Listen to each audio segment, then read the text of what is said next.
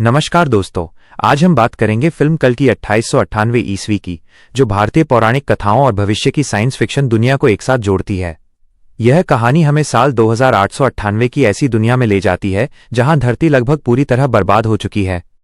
दुनिया में पानी, भोजन और प्राकृतिक संसाधनों की भारी कमी है। आम लोग गरीबी और अत्याचार में जी रहे हैं। दूसरी ओर एक विशाल और अत्याधुनिक शहर कॉम्प्लेक्स है जहां केवल चुनिंदा लोग ही आरामदायक जीवन जी सकते हैं। इस पूरे साम्राज्य पर सुप्रीम यास्किन नाम का एक शक्तिशाली शासक राज करता है। उसका लक्ष्य है कि वो अमर हो जाए और पूरी मानवता पर हमेशा के लिए शासन करे। इसके लिए वो निर्दोष लोगों पर कई खतरनाक प्रयोग करवाता है। इसी दौरान एक महिला सुमति गर्भवती होती है। यह कोई साधारण गर्भ नहीं होता। माना जाता है कि उसके गर्भ से भगवान विष्णु के अंतिम अवतार कल्कि का जन्म होगा, जो अधर्म का अंत करेंगे और धर्म की पुनः स्थापना करेंगे। यास्किन को जब इस रहस्य का पता चलता है तो वह सुमति को पकड़ने का आदेश देता है ताकि होने वाले बच्चे को जन्म लेने से पहले ही खत्म किया जा सके। अब कहानी में प्रवेश होता है भैरव का। भैरव एक शक्तिशाली लेकिन स्वार्थी बाउंटी हंटर है।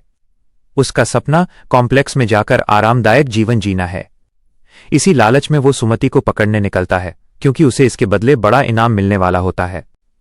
लेकिन सफर के दौरान भैरव को धीरे धीरे एहसास होने लगता है कि यह केवल एक इनाम का मामला नहीं है, यह पूरी मानवता के भविष्य का सवाल है। दूसरी ओर सदियों से जीवित महान योद्धा अश्वत्थामा सुमति की रक्षा करने का संकल्प लेते हैं। महाभारत के समय से जीवित अश्वत्थामा को यह विश्वास है कि यही होने वाला बालक कलयुग का अंत करेगा। इसके बाद भैरव और अश्वत्थामा के बीच जबरदस्त युद्ध होते हैं।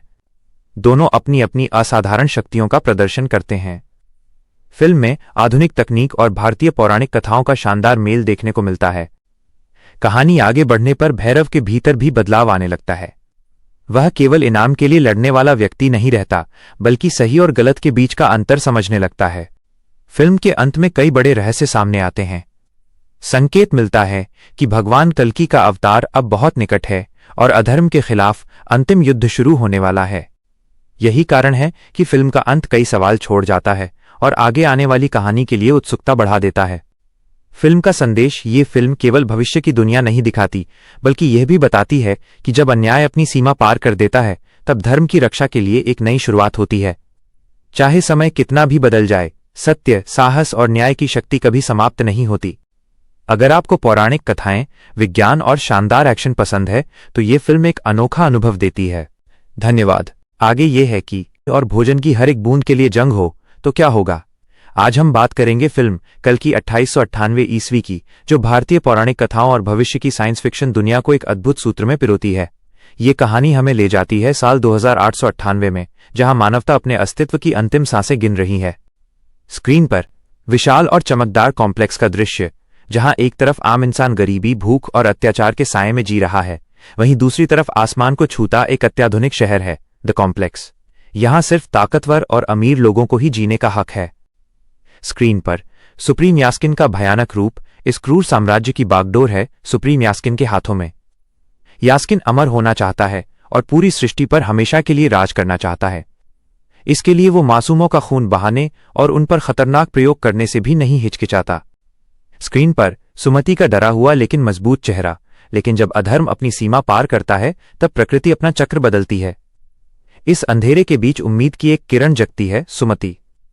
सुमति के गर्भ में कोई साधारण शिशु नहीं, बल्कि स्वयं भगवान विष्णु के 10वें और अंतिम अवतार कल्कि पल रहे हैं, जो कलयुग के अधर्म का अंत करने आ रहे हैं। जब यास्किन को इस दिव्य रहस्य का पता चलता है, तो वो सुमति को जन्म से पहले ही खत्म करने का फरमान जारी कर देता है। स्क्रीन पर भैरव का स्वैग वाला एक्शन सीन, और यहीं से शुरू होता है असली रोमांच। कहानी में एंट्री होती है भैरव की एक बेफिक्र, शक्तिशाली लेकिन बेहद स्वार्थी बाउंटी हंटर। भैरव का एक ही सपना है, कैसे भी करके कॉम्प्लेक्स में जगह पाना। सुमति पर रखे भारी इनाम को देखकर भैरव उसे पकड़ने निकल पड़ता है। स्क्रीन पर अश्वत्थामा की गर्जना और दिव्य अस्त्र, लेकिन सुमति की ढाल बनकर खड़े हैं महाभारत काल के अमर योद्धा अश्वत्थामा। सदियों से अपनी मुक्ति और इस पल का इंतजार कर रहे अश्वत्थामा ने संकल्प लिया है कि वह हर कीमत पर होने वाले बालक की रक्षा करेंगे। ऊंची और ऊर्जावान आवाज में इसके बाद शुरू होती है महाटक्कर। एक तरफ भविष्य की आधुनिक तकनीक और हथियार, तो दूसरी तरफ हजारों साल पुराना दिव्य ज्ञान और पौराणिक शक्तियां। भैरव और अश्वत्थामा के बीच का युद्ध देखने लायक है। धीमी और विचारशील आवाज में, पर क्या भैरव सिर्फ इनाम के लिए लड़ेगा? जैसे जैसे सफर आगे बढ़ता है, भैरव के भीतर का योद्धा जागने लगता है। उसे एहसास होता है कि यह युद्ध सिर्फ सिक्कों का नहीं, बल्कि पूरी मानवता के वजूद का है। सस्पेंस से भरी आवाज में फिल्म का अंत एक ऐसा मोड़ लेकर आता है जो आपके रोंगटे खड़े कर देगा।